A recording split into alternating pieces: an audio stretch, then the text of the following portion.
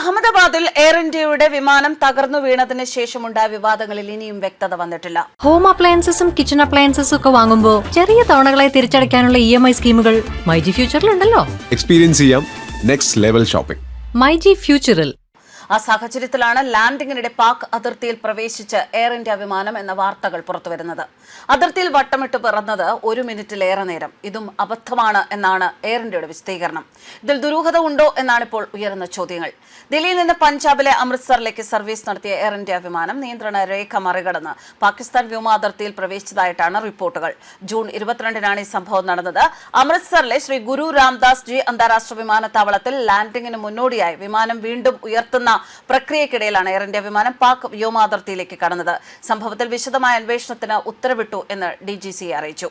Air ഇന്ത്യയുടെ AI-479 വിമാനമാണ് പാകിസ്ഥാൻ വ്യോമാതിർത്തിയിൽ ഭാഗികമായി പ്രവേശിച്ചതെന്ന് എയർലൈൻ അധികൃതർ ഔദ്യോഗിക പ്രസ്താവനയിലൂടെ സ്ഥിരീകരിച്ചു. അമൃത്സർ വിമാനത്താവളത്തിൽ നല്ല തിരക്കുണ്ടായിരുന്നു. അതിനാൽ ഒന്നിലധികം വിമാനങ്ങളോട് ലാൻഡ് ചെയ്യാതെ വ്യോമപാതയിൽ തന്നെ തുടരാൻ നിർദ്ദേശം ലഭിച്ചു. ഇതിന് ശ്രമിക്കുന്നതിനിടെയാണ് AI-479 വിമാനം അട്ടാരിക്ക് സമീപമുള്ള അന്താരാഷ്ട്ര അതിർത്തി നേരിയ തോതിൽ കടന്നത്. വിമാനം അബദ്ധത്തിൽ അതിർത്തി കടന്നുപോയതാണ് എന്ന് അധികൃതർ പറയുന്നുണ്ട്. അമൃത്സർ വിമാനത്താവളത്തിൽ തിരക്ക് തുടർന്നതിനാൽ വിമാനം ദില്ലിയിലെ ഇന്ദിരാഗാന്ധി അന്താരാഷ്ട്ര വിമാനത്താവളത്തിലേക്ക് തിരിച്ചുവിടുകയായിരുന്നു. ദില്ലിയിൽ ഇന്ധനം നിറച്ച ശേഷം വിമാനം യാത്ര പുനരാരംഭിക്കുകയും ചെയ്തു. ഇതുപോലൊരു സാഹചര്യത്തിൽ ഒരു പാകിസ്ഥാൻ വിമാനം ഇന്ത്യൻ വ്യോമാതിർത്തിയിൽ പ്രവേശിച്ചത് ഏതാനും ദിവസങ്ങൾക്ക് മുൻപാണ്. അതിന് ദിവസങ്ങൾക്ക് ശേഷമാണ് ഈ സംഭവം. ജൂൺ 12-ന് ലാഹോറിൽ നിന്ന് ദുബായിലേക്ക് സർവീസ് നടത്തിയ ഫ്ലൈജിൻ വിമാനം പ്രതികൂല കാലാവസ്ഥ ഒഴിവാക്കാൻ അതിന്റെ റൂട്ടിൽ നിന്ന് മാറി പഞ്ചാബിന് മുകളിലൂടെ ഇന്ത്യൻ വ്യോമാതിർത്തിയിലേക്ക് കടക്കുകയായിരുന്നു.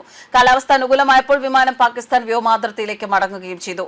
സംഭവത്തിൽ വ്യോമയാന മന്ത്രാലയം ഉന്നതതല അന്വേഷണത്തിന് ഉത്തരവിട്ടിട്ടുണ്ട്. തിങ്കളാഴ്ച രാത്രി ദില്ലിയിൽ നിന്ന് അമൃത്സറിലേക്ക് പുറപ്പെട്ട വിമാനമാണ് AI-479. ലാൻഡിങ്ങിനിടെ വഴിതെറ്റി പാക് അതിർത്തിക്കുള്ളിൽ കടന്നത്. അമൃത്സർ വിമാനത്താവളത്തിലെ റൺവേയിൽ പക്ഷി ഇടിച്ചതിനെ തുടർന്ന് നടത്തിയ പരിശോധന കാരണം വിമാനത്തിന് വട്ടമിട്ട് പറക്കാൻ നിർദ്ദേശം ലഭിച്ചിരുന്നു അത്ര. ഈ സമയത്താണ് വിമാനം പാക് അതിർത്തിയിലേക്ക് അറിയാതെ കടന്നത്. ലാഹോർ എയർ ട്രാഫിക് കൺട്രോളുമായി ബന്ധപ്പെട്ടതിനെ തുടർന്ന് 15 സെക്കൻഡുകൾക്കുള്ളിൽ വിമാനം പാക് വ്യോമാതിർത്തിയിൽ നിന്ന് പുറത്തു കടക്കുകയും സുരക്ഷിതമായി ദില്ലിയിലേക്ക് തിരിച്ചു പോവുകയും ചെയ്തു. പാകിസ്ഥാൻ അതിർത്തിയിൽ പ്രവേശിച്ച ഉടൻ തന്നെ പൈലറ്റ് സ്ഥിതി മനസ്സിലാക്കി വിമാനം തിരിച്ചുവിട്ട് ഇന്ത്യൻ അതിർത്തിയിലേക്ക് കടന്നു. സുരക്ഷാ കാരണങ്ങളാൽ അമൃത്സറിൽ ഇറക്കാതെ വിമാനം ദില്ലിയിലേക്ക് തന്നെ തിരിച്ചു കൊണ്ടുപോയി ലാൻഡ് ചെയ്യുകയായിരുന്നു.